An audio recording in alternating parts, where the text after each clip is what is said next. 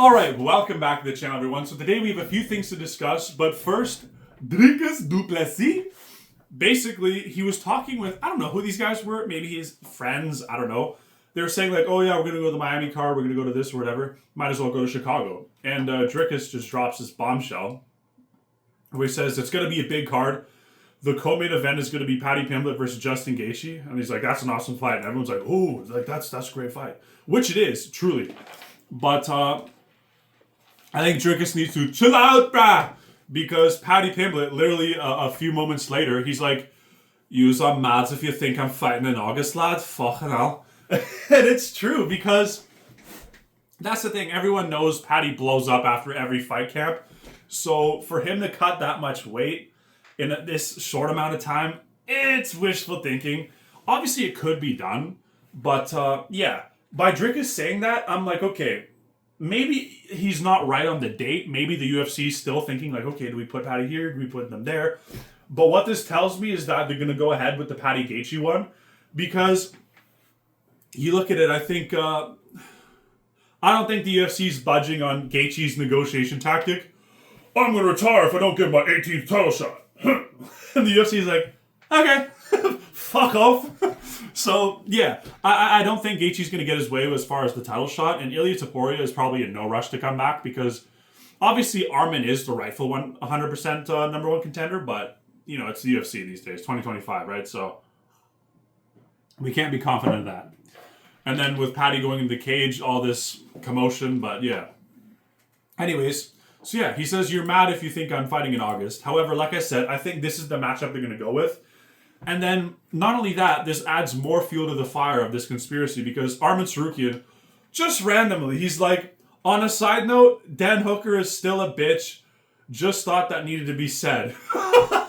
It's like, fuck. Because Ariel Helwani, he was just doing an interview with Arman, and he's like, so who runs your Twitter? And Arman's like, it's me. It's just, I tell my friend what I want to write in Russian, and then he translates it. And that's the thing. Obviously, you can just throw it in Google Translate, but I feel like, especially with a lot of the slang and stuff, like, it won't come off right in Google Translate, so it's cool. That's the thing. It obviously is from Arman. And then Dan Hooker responds, you're a human side note, number one contender no one gives a fuck about. And it's like, that's the thing. I feel like Dan Hooker's kind of right in a sense because that's the thing. Obviously, the hardcores know how great Arman is. Everyone knows that, right? But as far as the casuals, they're probably like, yay, Paddy, you fight Pimblett. Or, Topuria. And that's the thing. I just, like I said in previous videos, I want to see Paddy Pimblett, how he does against the elite competition. Because, let's be real, Michael Chandler is far from elite. So, for Paddy Pimblett, he definitely needs to prove himself in the top 5. And that's the thing with Gaethje. Everyone's like, oh, like Kamaru Usman's, give Gaethje the title shot. Like, bro, what the fuck? I get you're rooting for your guy, but at what point is it just beyond delusion? And that's the thing. If Arman gets this fight, and then they do Paddy Pimblett versus Justin Gaethje, I guess they're just going to go off whoever has the best performance, and they will get the next title shot, which is great. But yeah, as far as like going back to what Dricus was saying, he's like, it's going to be a great card. And then I'm looking. Sorry, that's yeah, the UFC 318 card. Like, bro, what the fuck? I had to go buy it. That's the thing. At least with the Dricus Du Plessis card, it's not fully like fleshed out yet because you see all these fights are listed on the UFC website. They're not bracketed into like main card, preliminary, whereas UFC 318 is. Bruh, how the fuck did they not have like a warning may cause stroke when looking at this card? Like, holy fuck, bro. This card's dog shit. Sorry, that's the story of another day, but yeah, it's a fucking jump scare. Like your co-main is with Dan Ige versus Patricio Pitbull? Are you fucking serious? This is what you're charging, what is it, fucking $90? Huh? Like, bro, fuck that. Sorry.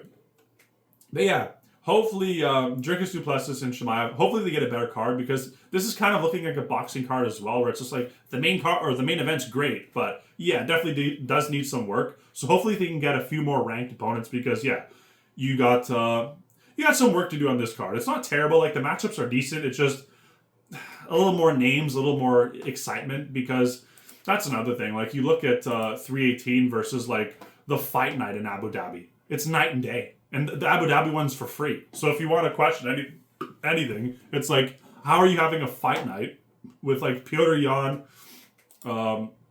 Evloev and Pico, and Whitaker and DeRitter, and then you have the pay-per-view of 318 looking like this? Like, oh my god, bruh. Anyways, besides the point. So yeah, looks like they're going to be doing Gaethje versus Paddy, which is great.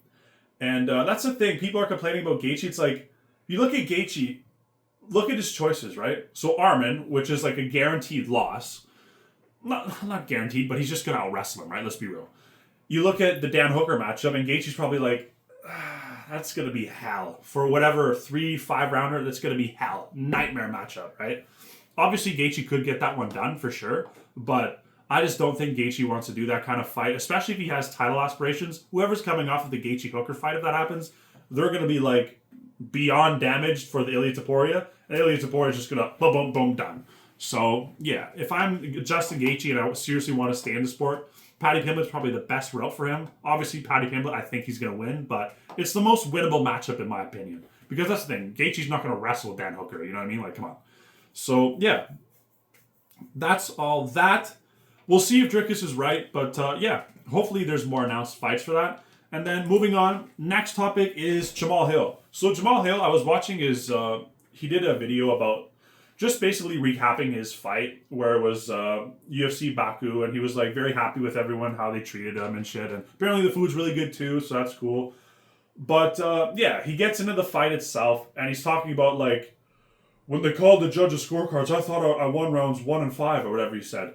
And that's the thing. It's like, even if you hate Jamahal Hill, it is what it is, but it would be generous to give him 1 round. And that's the thing, too. He was saying, like, he was criticizing Khalil for not coming forward more. It's like, we're not going to all have Brandon Royval versus Joshua Van every fight, you know? And plus, like, hot take, I don't think that fight was boring. I don't think it was bad at all.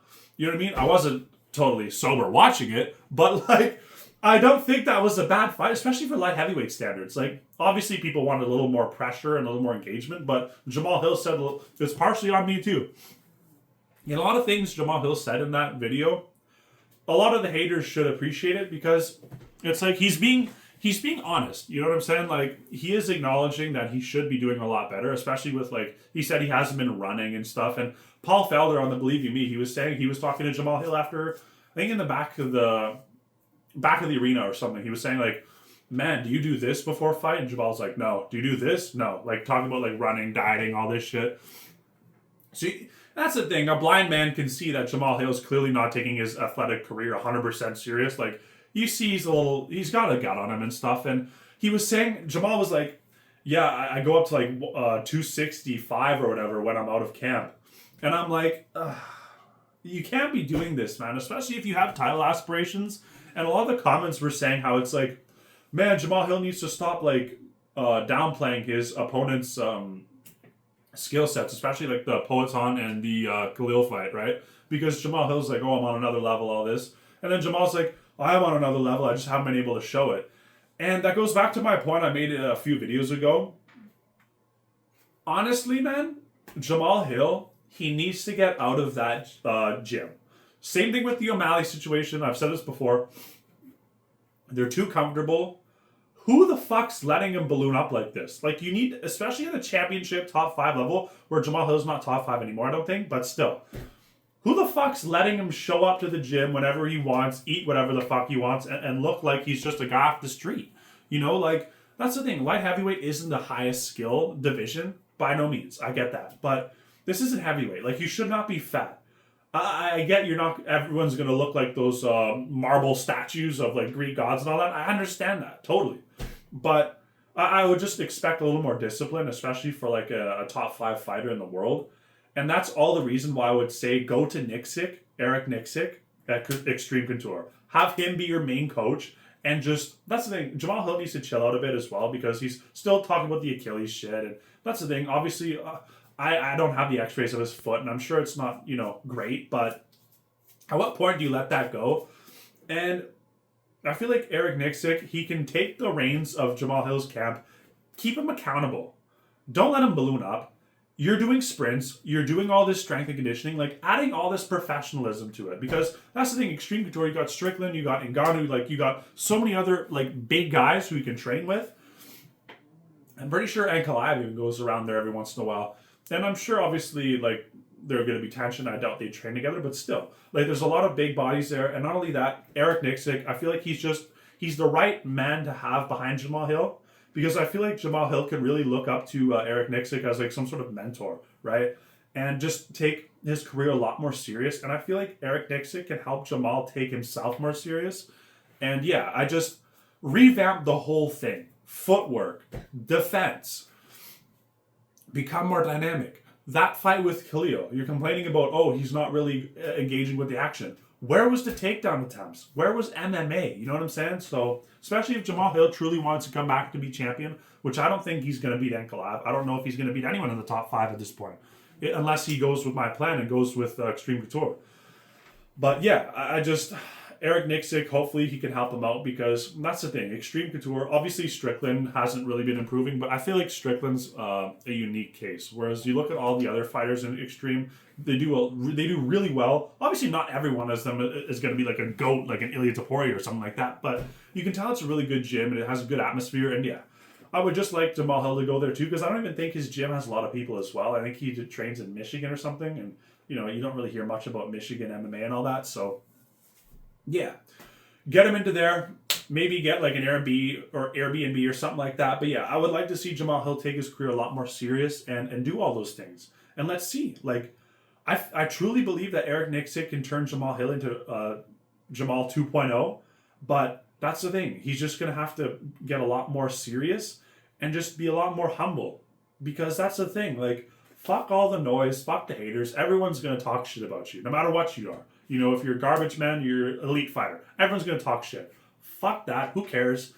Focus on yourself and just level up everywhere. Mentally, physically, even spiritually. Like, I don't know. But, yeah, I'd like to see Jamahal Hill in good condition, revamped game, footwork, add in the takedowns. Because that's the thing. If your striking's not working, having them worry about the takedown, that's how Jamahal could have landed on Khalil.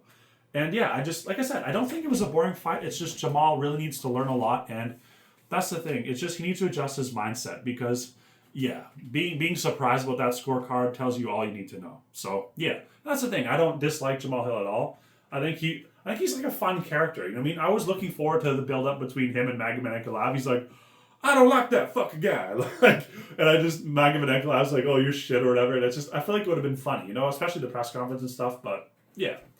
I feel like Jamahal Hill, he can definitely get it figured out. It's just he needs new people around him and he needs a new gym. And yeah, that's all I got to say. Thank you guys so much for watching. Like and subscribe, and we'll see you guys in the next one. Peace.